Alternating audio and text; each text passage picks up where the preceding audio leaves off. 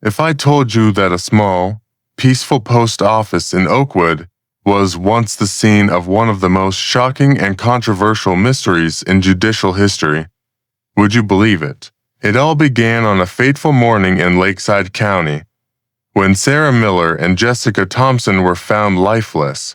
But that was only the beginning of a labyrinth with no exit.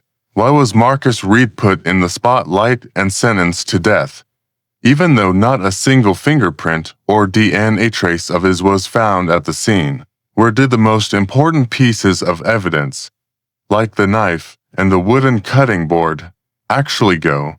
And why did the police have to go out and buy new ones to reenact the crime? But the thing that shocked me the most, the thing that to this day no one has been able to explain satisfactorily, is ... Watch the full video to find out what the real truth is. On the morning of January 14, 1968, the front door of the Oakwood Postal Center in Lakeside County remained closed, silent as if the night had never passed.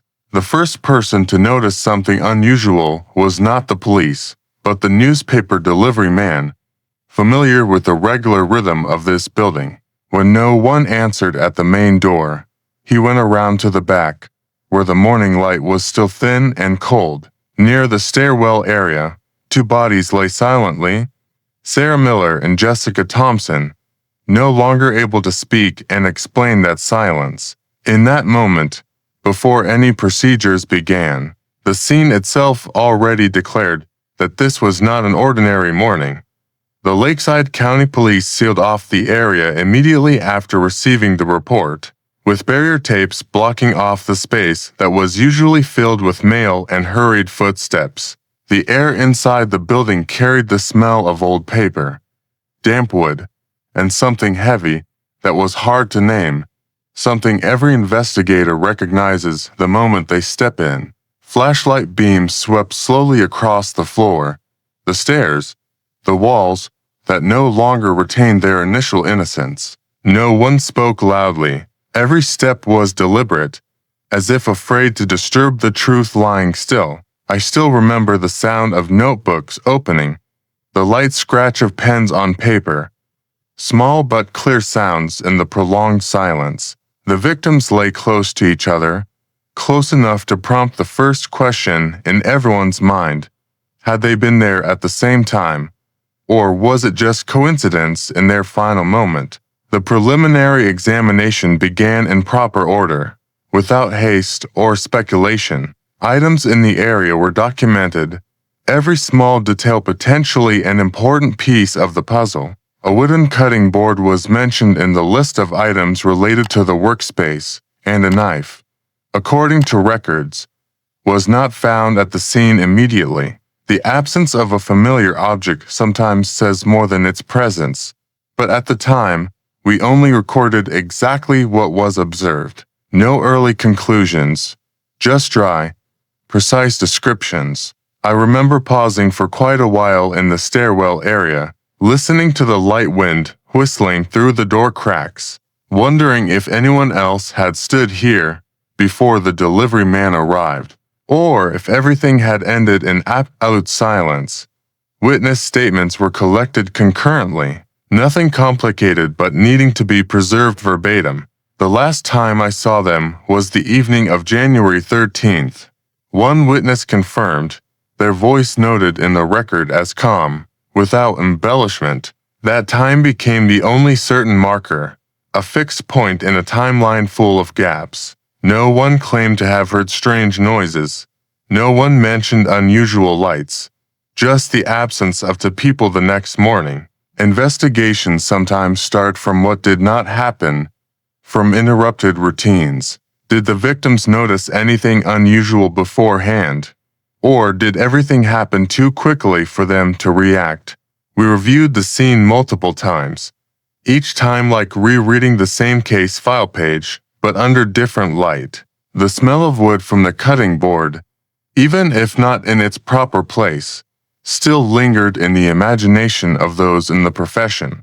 The knife not appearing where it should have raised questions, but did not allow rushed answers. How many hypotheses can arise from just one empty space? and how many of them must be discarded to keep the investigation from slipping away from the truth. I often remind younger colleagues that gut feelings are only allowed in the mind, never written into reports. The silence of the Oakwood Postal Center that day was not ordinary silence.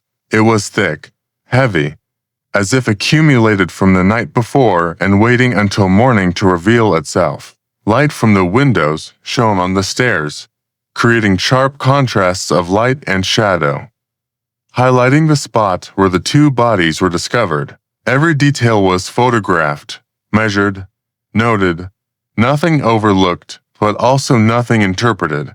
Or was it just a fleeting shadow that had passed through here, leaving consequences before disappearing into the night? That question had no place in the records, but it existed in the thoughts of anyone who had stood at the scene long enough. When rereading the files years later, I still clearly see how this case forced us to be patient. No confession, no direct witnesses, just time, location, to victims, and items recorded or missing. Investigation is the process of accepting information deficits and working precisely within those limits. How long had he stood there? If there truly was a third person, was a question not allowed to be answered without evidence. We learn to let the silence speak for itself, rather than impose our own story on it. Ultimately, this case was archived as a lesson in professional discipline. Rely only on facts. Do not exceed what the scene and statements allow. So many years have passed. What does this case teach us if not absolute respect for the truth and procedure? Even when the final answer is never as clear as desired. The first traces recorded in the file were not screams or movements, but the wounds on the neck areas of Sarah Miller and Jessica Thompson, confirmed by the forensic team under cold white lights. The room at that time had no human sounds, only the turning of pages and the steady breathing of those on duty. The faint metallic smell mixed with the dampness of furnishings created an atmosphere familiar to any investigator who had stood at similar scenes. Desk lamps cast light on the floor surface, revealing details usually hidden in daily life. Everything started here, not with speculation, but with what remained. Blood traces were found scattered on the floor, on the sofa, and around the sink area, each location marked, photographed, and carefully noted. There was no rush in the actions. Every step followed the trained procedure over many years. The dry click of the camera sounded in the enclosed space, mixed with the pencil touching paper as the scene diagram was completed. I clearly remember standing next to the sofa, observing the fabric surface soaked with traces, wondering in what sequence events had unfolded to create such distribution. Or was everything just the result of a brief moment, enough to leave marks, but not enough for witnesses to notice? That question was kept in the mind, not appearing in any official record. Police proceeded to collect fingerprints on high-contact surfaces, including glass doors and plastic bags found at the scene. Each print was treated as a possibility, regardless of size. This process required patience, as even a small error could destroy the value of evidence. Lighting was constantly adjusted to reveal faint ridges, and each time a new print appeared, no one showed excitement. Investigation does not allow that emotion. How many hands had touched these surfaces before everything stopped, and which hand was truly involved, could only be answered with data, not intuition. Concurrently with scene processing, the victim's personal property list was reviewed. Some familiar items like mobile phones and gold jewelry were confirmed missing. This information was recorded in neutral language in the file, without any judgment on motive. Property loss was a fact, but it did not automatically lead to conclusions. Did the victims notice that absence before everything ended? Or did those items disappear last, when no one could speak? That question hung in the air, reminding us that timeline sequence is the hardest to determine without direct witnesses. The initial file noted no signs of forced entry from outside.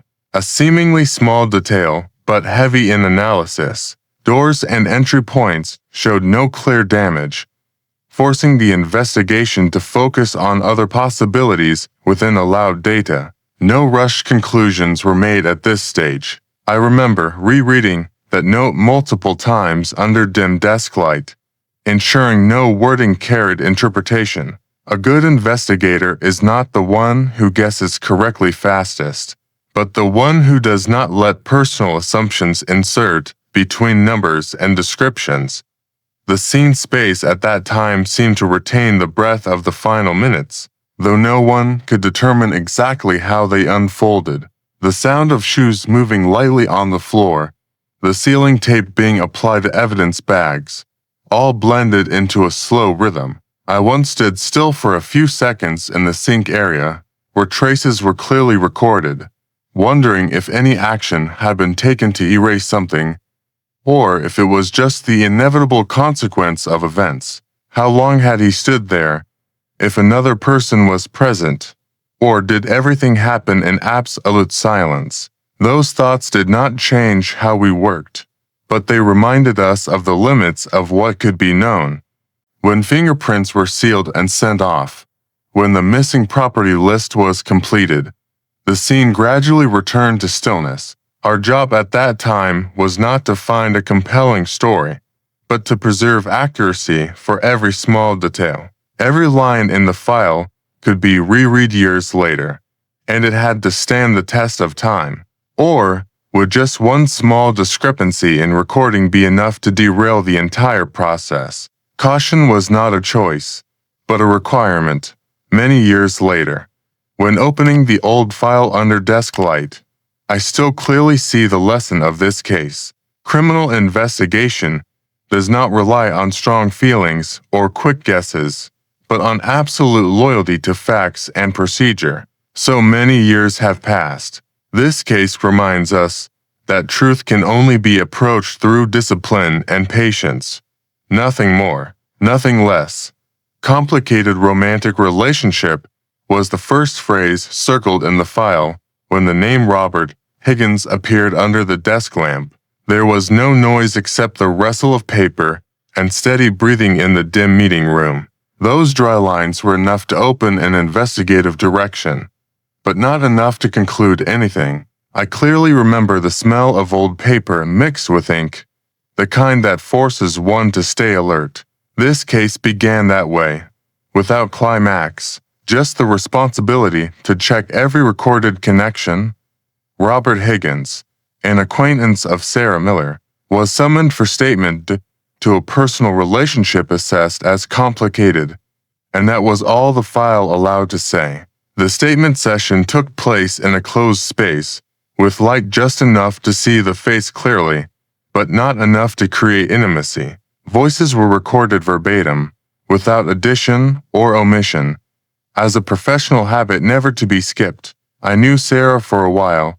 The quoted line lay quietly on the page, carrying no emotion.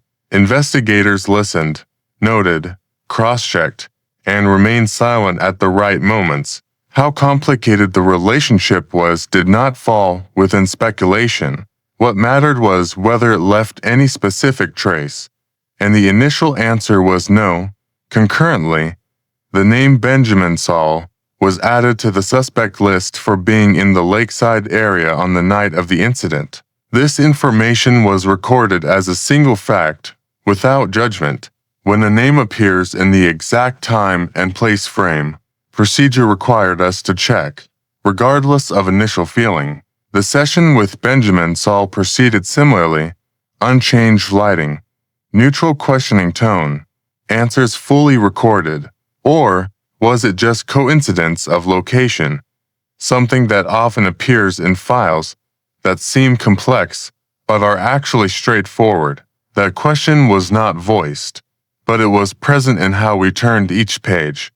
Alibis of Robert Higgins and Benjamin Saul were carefully checked, every time marker cross-referenced with what could be verified. No significant anomalies were noted at this stage, and temporary conclusion stopped there. Investigation is not about finding someone to charge, but about evidence-based elimination. I remember the feeling when drawing a small line in the margin of the file, marking that this check was complete. Where had he been during that time? Or was he simply unrelated? Could only be answered when all facts were placed side by side, not while still scattered, when the two personal suspect directions yielded no clear signs. Police expanded the investigation to individuals who frequently visited Oakwood Postal Center for soccer or shopping. This was a procedural step, not a reaction. The list was compiled based on frequency of appearance, not feeling. Names followed one another, each with context and habit, but all viewed under the same work light. The atmosphere in the workroom now included the smell of cold coffee, the light tap of pen on table when thoughts were interrupted. Did the victims notice anything unusual from those familiar faces? Or was familiarity what allowed everything to pass unnoticed? Subsequent sessions proceeded steadily, no change in tone or questioning style. Every statement was recorded, cross-checked with time, location, and existing file content. I only went there to play soccer. One quoted statement lay beside many similar ones, unremarkable but necessary. Investigators did not seek thrilling stories. They sought consistency or slight deviation. Or was it just a fleeting figure in the long list of visitors, and were we spending too much time on what had no weight? That question appeared and disappeared as the next page was turned. Throughout the expanded investigation, the file's silence remained the most notable. No detail automatically led to a turning point. No piece suddenly fit. The wall clock in the meeting room sometimes ticked louder than the voice reading the file, reminding of time passing without answers. Investigators learned to accept that as part of the job. How many people had passed through Oakwood Postal Center, just for soccer or shopping, and how many were truly involved, could not be determined by feeling or incomplete reasoning.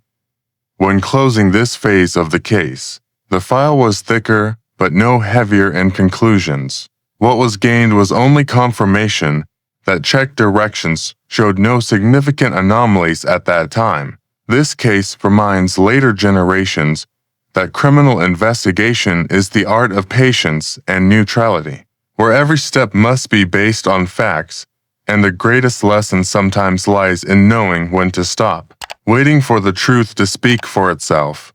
On March 21, 1968, the name Marcus Reed was entered into the summons log for reasons related to gambling and soccer betting, a line that seemed separate but later connected directly to this case.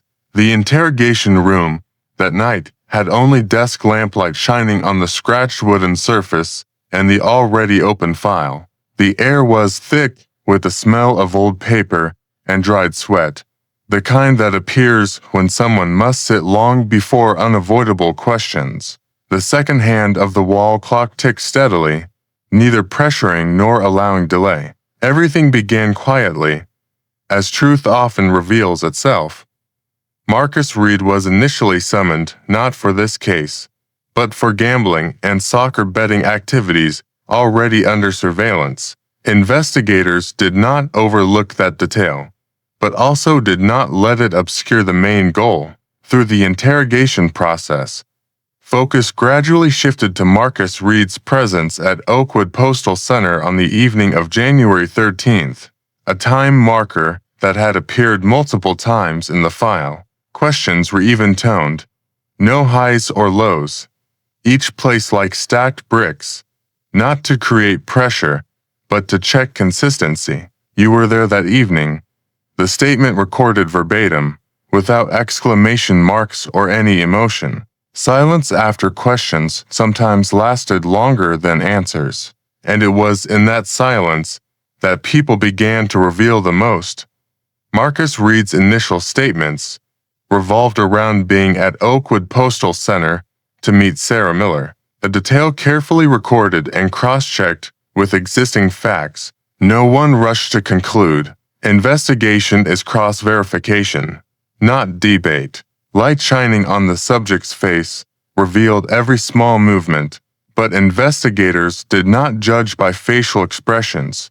Whether the victim saw that presence as normal or unusual was a question that could not be asked of someone no longer able to answer. Everything could only rely on what was said and what was confirmed. The interrogation proceeded according to standardized order. Every statement recorded, noted, and read back to ensure no discrepancy. The atmosphere in the room was not tense in the way outsiders imagine, but heavy with prolonged time. The slow turning of pages, the pen touching the table, all blended into a dry rhythm. Or was that presence just a simple meeting, coinciding with the time that later became important? Was a question kept in mind, not voiced without basis. Investigators learned to let suspicion exist alongside professional discipline. As statements continued to be clarified, Marcus Reed admitted involvement in the incident, and at that moment, the official arrest warrant was executed. No noise, no unnecessary gestures, just procedure carried out according to regulations. The light metallic sound rang when handcuffs were used, but that was not the story's climax, but the inevitable result of a chain of fact checks. How long had he sat there before admitting? And what prompted the final words? Was a question not in the record, but haunting those who witnessed. What mattered was that every step had basis, not based on speculation or pressure. After the arrest, the file was supplemented, pages were numbered, every line reviewed once more under the familiar desk lamp. The atmosphere remained unchanged, still the smell of old paper and necessary silence for clear thinking. Investigators did not allow themselves to sigh in relief or show satisfaction. Experience taught that every conclusion needed re-questioning. Was there any detail overlooked in interrogation? Or was everything in place? Only time and further verification could answer. Or would one question not asked at the right time be enough to derail the entire process? In the hours after, when the interrogation room was empty, only the desk lamp shining on the file, now thicker by a few pages, silence became clearer than ever. The light footsteps of investigators echoed in the hallway, then faded, leaving the room with empty chairs. I often tell later generations that these are the moments when professionals must be most alert, because emotion easily creeps in when everything seems finished. So many years have passed. What does this case teach us if not the necessity of keeping distance from conclusions until all facts are fully checked? This case, with Marcus Reed's arrest executed after admission of involvement, was not a story of drama, but proof of the value of procedure. Final conclusions only have meaning when built from precise, cold, and neutral steps, and that is the lesson any investigator must remember when sitting alone under desk light, before an old file. The knife and the cutting board, the two items considered murder weapons, were not present at the scene in the initial hours of the investigation. That absence stood out clearly under the desk lamp, where the file opened and paused at brief notes. The dim meeting room air was heavy with old paper and damp wood smell, the kind accompanying unanswered questions. The light metallic tap when someone set down a pen sounded dry, carrying no emotion. Everything began from absence, and that absence forced procedure to take a more cautious direction. When the knife and the cutting board were not found at the scene initially, the police recorded that fact as an independent piece of data, without assigning meaning beyond what was allowed. No hypotheses were put forward in the records, just confirmation that the items considered related had not appeared where they should have. Lighting was adjusted to recheck every small corner, but the result did not change. Where had he taken them? Or had they never been there from the beginning? Was a question that could not be voiced without specific evidence. Investigators learned to let the empty space exist without hastily filling it with speculation. In that context, the police instructed the cleaning staff at Oakwood Postal Center to purchase a new knife and a new cutting board to serve as simulated evidence. This decision was clearly recorded in the file, without concealment or avoidance. By a new knife and a new cutting board, the line quoted verbatim, lying among pages dense with procedure descriptions. The purpose of the simulation was clearly defined, serving comparison and presentation, not replacing the original evidence. The atmosphere at that time carried the smell of new plastic mixed with paper, a contrast that made one even more aware of the boundary between the real and what was created to serve the investigation, or was just a technical choice enough to spark prolonged debates, something any longtime professional understands. Subsequent records noted the destruction of old items found in the trash near the post office area. The procedure was carried out according to regulations, each item listed, each step signed and confirmed. The sound of paper tearing, the rustle of trash bags as they were moved, all recorded in neutral language, without interpretation. I remember pausing quite a while at this section of the record, reading each line slowly under dim desk light. Was there anything in that destroyed pile of items that should have been kept longer? Or was everything handled according to standards? A question that could only be asked in retrospect, not while actions were taking place. The use of simulated murder weapons opened a new phase of analysis, where the size and characteristics of the new knife and cutting board were compared. There was no haste in the measurements, no conclusions written immediately. The metal ruler sliding on the wood surface sounded steady, blending into the necessary silence for focus. Data was recorded precisely, without rounding, without inference. Did the victims suffer impact from an object of different size? Or was the difference just a consequence of simulation? A question that appeared in many minds, but was not allowed in reports without basis. The inconsistency between wound sizes and the simulated weapons was later noted by defense attorneys, and this was also entered into the file as an objective fact. No arguments at the scene, no emotional reactions, just acknowledgement that simulation data did not fully match. The light in the meeting room at that time seemed colder, not because of temperature, but because of the realization that every small discrepancy could become the focus of legal argument.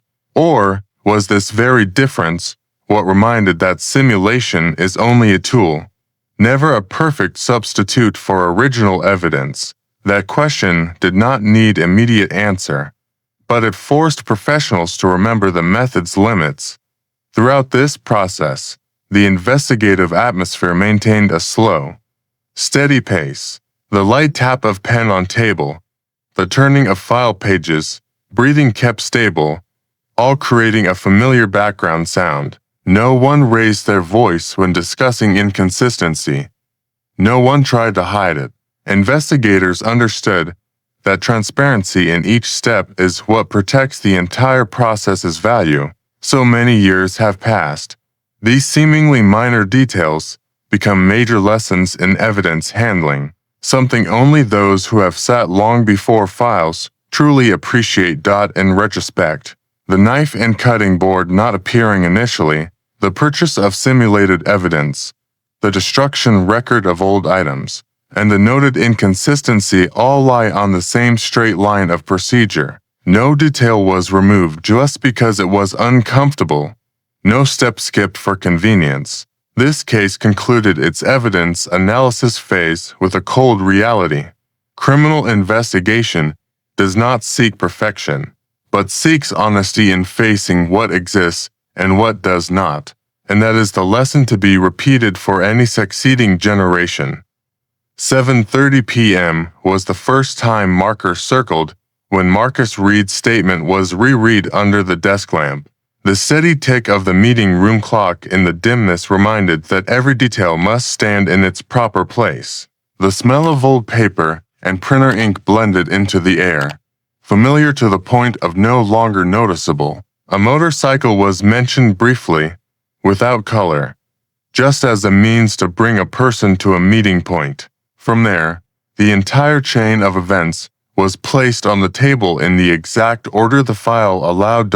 According to Marcus Reed's statement, he arrived at Oakwood Postal Center around 7:30 p.m. by motorcycle, a detail recorded verbatim and cross-checked with other time markers. No accompanying judgment, just confirmation that he was present at the location that evening. Marcus Reed stated that he sat in the living room, the space described briefly, enough to visualize but not exceeding facts. The lighting in the room at that time, as we reread the file, was not described specifically, but the silence of the paperwork said a lot. He gave money to Jessica Thompson and asked her to buy fruit at Mrs. Linda Collins' store, an action that seemed ordinary. Recorded in neutral language, did the victim notice anything unusual in that moment? Or did everything remain in the familiar orbit of an evening? A question unanswerable from the file. Jessica Thompson leaving the scene for a short period became the next marker in the statement chain. The name of Mrs. Linda Collins' store was clearly recorded, without addition or omission, as a necessary detail to complete the time picture. In the meeting room, when reading this part, I remember pausing a few seconds, not to speculate, but to ensure every word was preserved. Investigators have no right to edit the story, only the responsibility to place it beside other facts. Or were these brief empty spaces where truth changed direction, something professionals must always be vigilant about? Marcus Reed continued to state that a conflict then arose with Sarah Miller in the bedroom, and he admitted to attacking this victim. The statement was recorded exactly as spoken, without explanation or additional interpretation. The atmosphere in the meeting room seemed heavier, though no change in light or sound.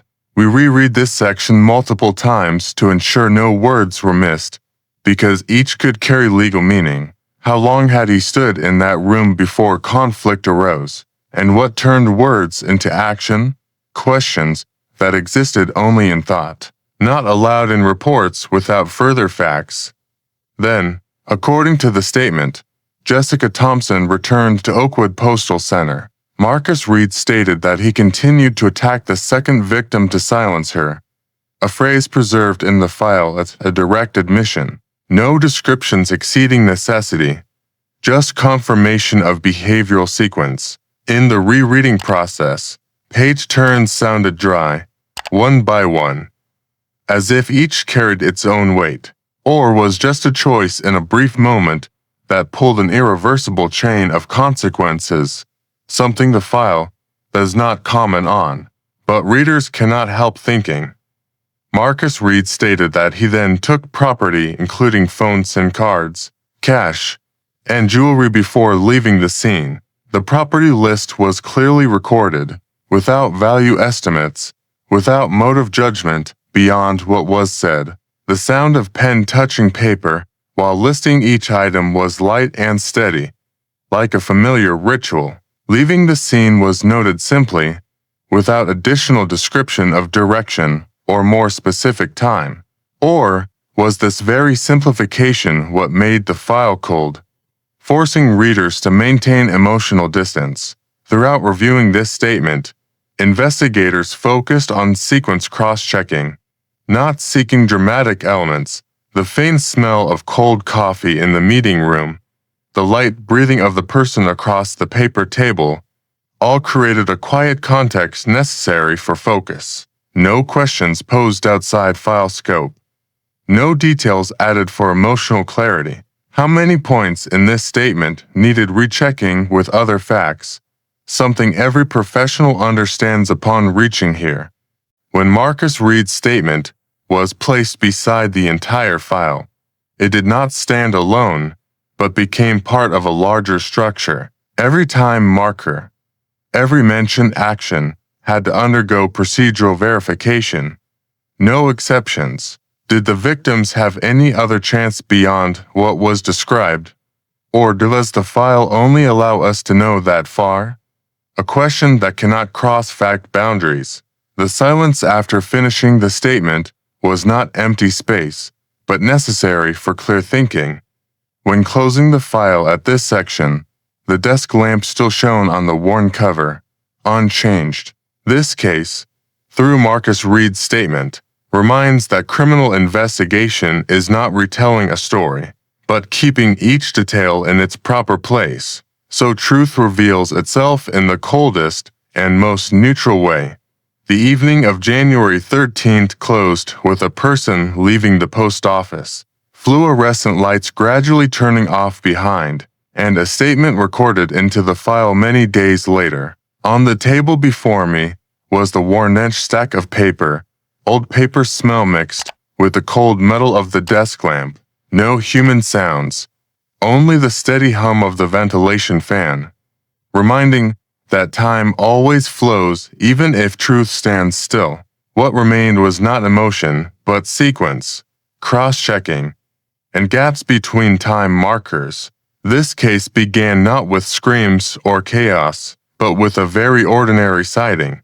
Witness Thomas Baker stated that he saw a young man wearing a light-colored shirt sitting in the post office on the evening of January 13th. The statement recorded verbatim, without addition or omission. I saw him sitting there, doing nothing noteworthy, and that very ordinariness made us pause longer. The refreshing smell of the record blended with cold coffee in the meeting room. Desk lamplight just enough to illuminate each line, each timestamp, and the first question arose naturally. How long had that young man been there? We had no right to speculate beyond what was recorded, so the file only retained the image of a light-colored shirt, a January evening, and a witness who remembered that detail among hundreds of others. From there, the investigative process had to rely on schedule cross-checking, and the name Marcus Reed appeared not as a suspect, but as a point to verify. The time Marcus Reed was at Mr. Edward Norton's pawn shop to pawn a phone was cross-checked with travel schedule. Every minute underlined, every marker compared with other data. No room for sentiment. In Mr. Norton's statement, dry wording, he came, pawned the phone, then left. No additional comments, and that very lack of comment made the file heavier. Page turns sounded slow, each turn bringing thicker silence, and I wondered if that silence was concealing or merely reflecting bare truth. When time markers were placed side by side, contradictions began to emerge, not with noise, but with numbers. There was a time contradiction between Marcus Reed appearing at Blackwood Bridge and the incident time according to nearby gas station security cameras. A short note, but enough to slow the entire process. Cameras do not lie, but people can misinterpret.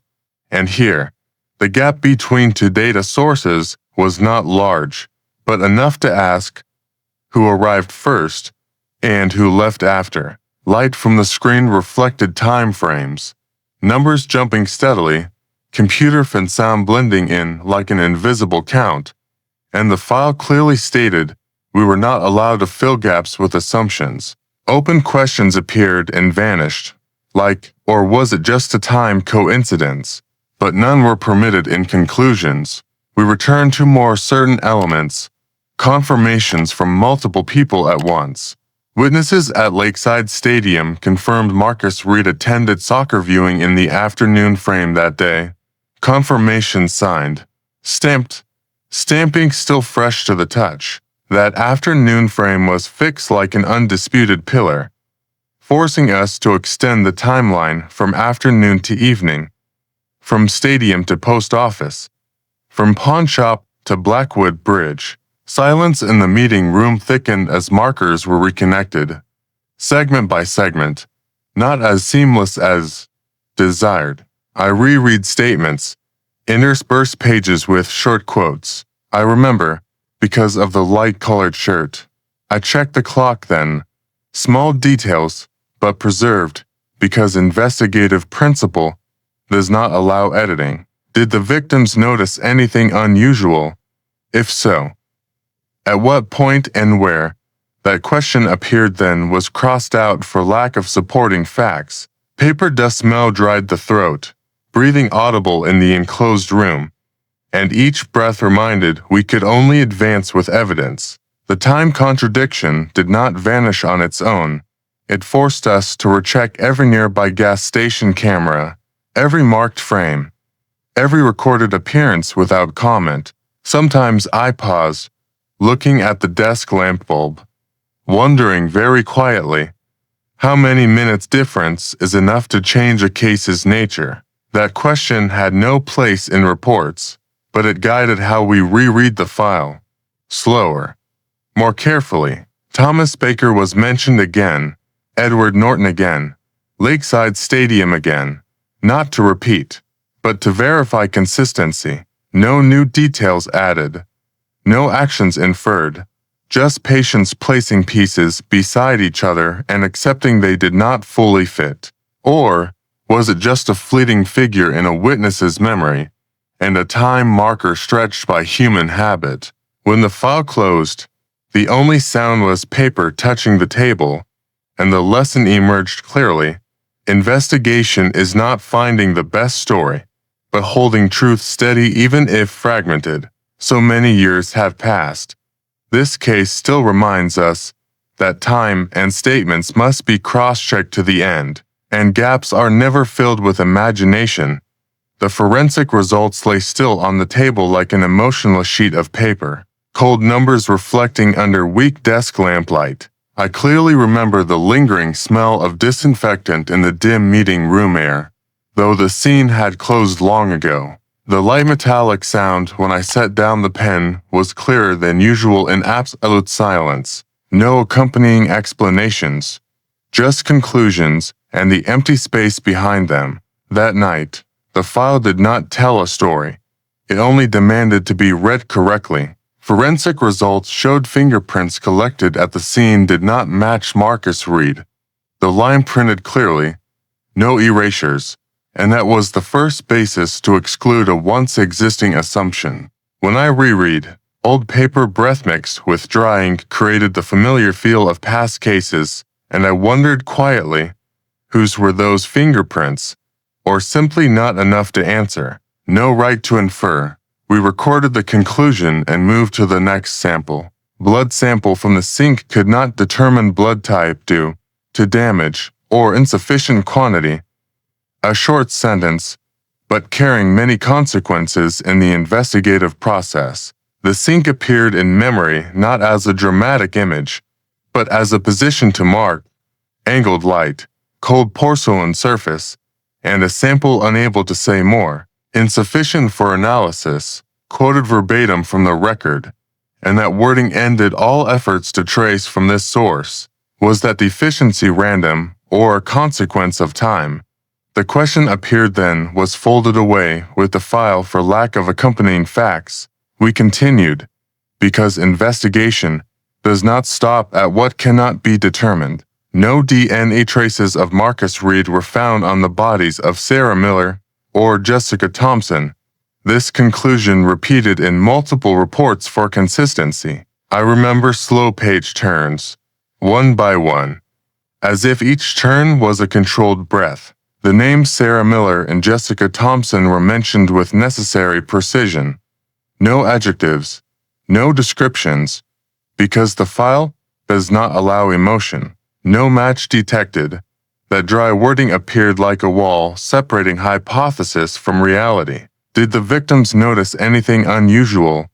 If so, at what time? That question was not allowed to be answered in this context.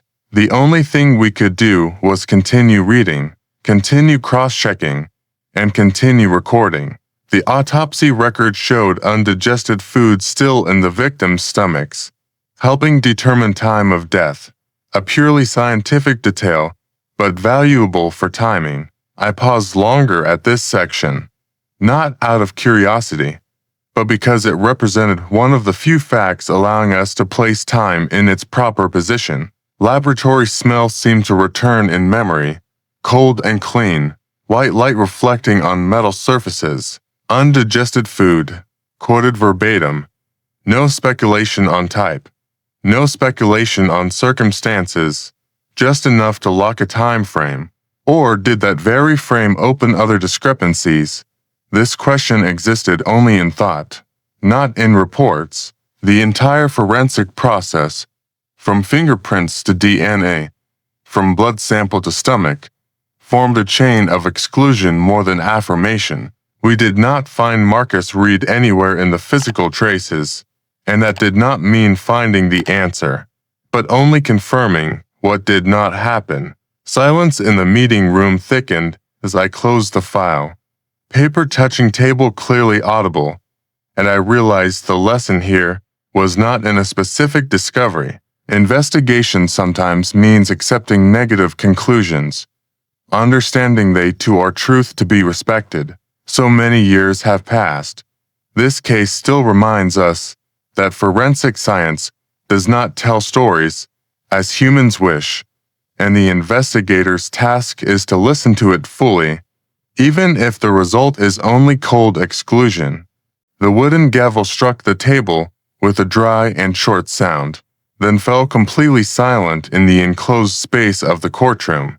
The overhead lights did not change intensity, just enough to clearly see the lines on the verdict being read out. No one stood up, no unnecessary movements, only the steady breathing of those present. The first instance trial at Lakeside County Court sentenced Marcus Reed to death for murder and robbery. The words read continuously, without emphasis. That moment did not carry dramatic climax. It was simply the endpoint of a process already recorded in the files. When I turned back to the record pages, the smell of old paper mixed with the varnish of wood in the dim meeting room, the familiar feeling of closed cases clearly emerging. After the first instance verdict, Marcus Reed appealed, asserting that he had been coerced into confessing and did not commit the crime. The assertion appearing in the appeal with concise structure, without additional details. I was coerced into confessing, that wording quoted verbatim, and it became the focus of the next phase in the legal process. Do all appeals begin with such a denial? Or is this just a familiar template in criminal files? The appeal trial was held at the Riverton Regional Higher Court, a new location but unchanged atmosphere. Still the strictness of procedure and deliberately maintained silence. I remember the rustle of paper as documents were rearranged, light reflecting on the thick file cover, and the cold feel of the metal table surface under fingertips. Here, the focus was no longer on reconstructing events, but on re-examining what had been previously recorded. The defendant's prior confession was presented as the foundation for the panel's argument, each word reread, without alteration or additional interpretation. Based on the prior confessions, quoted verbatim in the decision, was the phrase that appeared repeatedly and played a key role. Were those confessions heavy enough to overcome a claim of coercion? Or was it their consistency that was weighed? The appeal panel rejected the appeal, upholding the death sentence. The decision announced in an even and emotionless reading voice, as if all other possibilities had been excluded in the review process. I sat alone in the dim meeting room when rereading this conclusion, the wall clock ticking steadily, each tick reminding that the case's time had reached its limit in the judicial system. No line in the file mentioned the defendant's emotions, nor recorded reactions of those involved, because the record's duty is to note decisions, not moods. Is the coldness of legal language the only way to keep the trial process from derailing? When cross-referencing the first instance and appeal verdicts, the only emphasized common point was the existence of prior confessions and their validity in the final assessment. I read each section slowly, sensing the fading printer ink over the years, and realized that the file does not argue. It only preserves. Sometimes I wondered, if those confessions did not exist, Which direction would this process have taken? But that question has no place in official documents. The legal process closed with a decision upholding the death sentence, without conditions, without opening new possibilities, and that was recorded as a completed fact. Throughout the rereading process, silence was the dominant element, from the courtroom to the meeting room where I sat, and that very silence forced investigators to confront the limits of their role. So many years have passed. Files like this still remind that investigative work does not end in personal perception, but in understanding and accepting the outcome of a process carried out to the end. The lesson from this case does not lie in a heavy or light sentence, but in the fact that every final decision must be based on what has been recorded and verified. Nothing more, nothing less. The first petition was placed on the dark wooden table on an ordinary morning, the paper still carrying the smell of fresh ink. The bottom corner signed Elizabeth Reed. The desk lamp cast light that highlighted the even lines. No shakes, no corrections, no pleading in the opening sentence, just a request to reconsider a pronounced verdict. When I turned the file page, the dry rustle of paper sounded, and Elizabeth Reed's journey to seek justice began from there, quietly but persistently. No one in the room at that time said anything, only the familiar silence of cases thought to be closed. Elizabeth Reed, mother of Marcus Reed, began the journey of sending innocence petitions to various judicial agencies, and each petition was similar in structure, differing only in destination. I reread each archived copy, the smell of old paper gradually replacing fresh ink, time marking the worn edges. In the petitions, she added no details, presented no new hypotheses, only emphasized that her son did not commit the crime and requested a review of the file. Did that persistence stem from a mother's belief, or from real gaps existing in the investigative documents? At the same time, Attorney Stephen Higgins systematically reviewed the case file, without emotion, as the legal profession does when doubting an existing conclusion. He discovered many errors in the case file, such as the absence of actual murder weapons and time contradictions, points that had been noted but not considered core issues. Actual murder weapons not recovered. His note appeared clearly in the comments section, without subjective remarks. When I read the section on time contradictions, the wall clock in the meeting room still ticked evenly, as if reminding that time in the file never passes, it is only compared. Were those contradictions considered secondary in a process already directed toward conclusion? Attorney Stephen Higgins's analyses were not verbose, each point listed with specific references, and that very dryness made them hard to dismiss emotionally. Gradually, unclear details in the Oakwood Postal Center case began attracting attention beyond the court file scope. Human rights organizations and media began paying attention to these unclear details, not with accusatory tone, but with publicly posed questions. Why are the actual murder weapons not in the file? A headline quoted, without accompanying answer. I remember the feeling when reading those analyses. Desk lamplight reflecting on newspaper pages. Printer ink smelled different from archived files, but content revolving around the same point, the completeness of the investigative process. When a case is considered finished, do inconvenient details gradually get pushed to the margins? Media attention did not change the file content, but it changed the context in which the file was viewed. Questions were repeated in different structures, and each repetition forced relevant agencies to reread old pages. In that atmosphere, Elizabeth Reed's innocence petitions no longer lay dormant in drawers.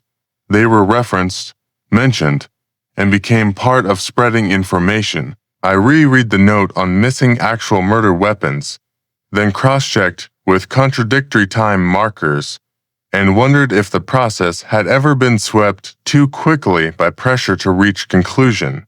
When all attention converged, The final decision did not come from investigative meeting rooms or courtrooms, but from an administrative document issued in silence. The president's office decided to temporarily suspend the execution of the death sentence for Marcus Reed at the last minute. Information transmitted officially, without explanation. That moment had no cheers, no protests, only the pause of a process that had run to its end point. I clearly remember the feeling when reading the word temporarily suspend, desk lamplight making it stand out more than others, as if just a small change in wording was enough to alter the entire case status. That suspension was not a new conclusion, nor exoneration. It was only a created pause for review, and that very pause posed the final question for investigative professionals. When is a file truly closed? The Oakwood Postal Center case, at that point, was not resolved with new evidence, no unexpected developments, only an administrative decision keeping everything paused. The lesson drawn does not lie who was right or wrong, but in the system needing enough flexibility to stop when unanswered doubts appear, and that is the minimum boundary of justice. The protest record placed in the center of the table, paper edges straight, red seal still clear, desk lamplight revealed lines, listing each contradiction, coldly as the system self-examining. No noise in the room, only steady breathing and the long archived paper smell. The Supreme People's Procuracy protested the verdict under cassation procedure, pointing out 17 contradictory points in the investigation process, and that number needed no comment. When turning to the next page, I knew this was no longer an individual story, but a test of procedure. The Supreme People's Court Judges Council held a session to re-examine the entire case, without fanfare, no audience, only files, white light, and controlled silence. Document volumes arranged in chronological order, old ink smell mixed with polished wood of the meeting table. Each page turned a slow beat. Representatives from investigative agencies and procuracy argued about the legality of circumstantial evidence. Each point raised, noted, then cross-checked. Circumstantial evidence must be placed in the whole. A sentence quoted from the presentation, sounded then faded, leaving space for rebuttal. Was that hole tight enough to have no gaps? During arguments, no one raised voices, only differences in understanding procedure, in accepting error levels. Listed contradictions were not new discoveries, they had existed in the file, but now compiled into 17 points, a number making readers pause. Was counting that number a sign the system was self-reviewing, or just formal aggregation? The Judges' Council listened, noted, occasionally requested clarification on collection and use of circumstantial evidence, and each time, the room atmosphere grew heavier, light unchanged, but time feeling slower, as if each minute was weighed. Procedural errors. This phrase appeared multiple times, read in neutral tone, no emphasis, no avoidance. The question was not whether errors existed, but their impact level on the case essence. Did those errors change the final conclusion, or were they just surface scratches on procedure? During arguments, each side's representatives held positions. No one withdrew points, only added interpretations. Circumstantial evidence placed on the table, not tangible objects, but chains of reasoning, logical links between existing facts, or reasonable connections in a pre-shaped picture. I looked at the thick file, heard paper rustle as a judge quickly turned pages, then stopped at a marked section. No eyes seeking agreement, only focus on wording. The Judges' Council decided to reject the protest, stating that although procedural errors existed, they did not change the case essence. Wording read clearly, without additions. That moment had no strong reactions, only recording into minutes, pen ink absorbing evenly. Was case essence a concept broad enough to contain procedural flaws? The decision was documented, sealed, and placed back in the file. Its position for final conclusions. No one left the room immediately, as if needing a few seconds to accept the review cycle closed. I took a slow breath, old paper smell returning. Familiar to indifference, in that silence, an unneeded answer question echoed. How many times does the system allow self-correction before calling it enough? When desk lamps were dimmed, only a light streak on the file edge, I understood the lesson not in rejecting or accepting protest, but in each step enduring scrutiny. The case was re-examined, arguments recorded, decision made by authority. That is the boundary law draws for itself. The remaining lesson, cold and neutral, is procedure only has value when transparent with contradictions it creates, and knows to stop at the right point considering all possibilities. The iron bars of Lakeside Prison made no sound, but their presence was always clearly felt through cold metal smell and unchanging fluorescent lights. Marcus Reed is still detained there, awaiting final decision, a suspended state recorded in a few short lines in the file. On my table is the worn-edge document stack, each page turned sounding dry paper. No wall clock, but time still passes, slow and even, in the reading rhythm of those responsible. This is the phase with no more scene investigation, only reviewing wording and procedure. Marcus Reed's family and legal team continue submitting retrial requests based on new witness details, and each arriving petition is stamped, logged, then placed correctly. Fresh ink smell mixed with old paper creates the familiar atmosphere of unclosed files. We request reconsideration, wording repeated in documents, without emotion, without appeal. Were those new details heavy enough to open another review cycle? In the dim meeting room, desk lamp shining straight on pages, highlighting lines affirming the Oakwood Postal Center case remains one of the most controversial legal files in contemporary judicial history. Controversy here not described by volume, but by number of opposing opinions, carefully noted in summary reports. Functional agencies affirm careful file review to ensure no missed criminals and no wronged innocents. This affirmation appearing as a guiding principle. When rereading, I heard silence behind that commitment. The silence of responsibility. Was caution the only way to balance those opposing sides? Internal meetings occur without audience. Only files opened, closed, and pencil notes in page margins. No one mentions the detained person's emotions, because files leave no room for speculation. Marcus Reed's family and legal team persist, and that persistence measured by submission counts, receipt numbers, processing status updates, received, a short system line, but behind it an entire process. How many times is a file reviewed before the system deems it enough? In internal notes, the case mentioned a controversial precedent, not for new evidence quantity, but for how society views it.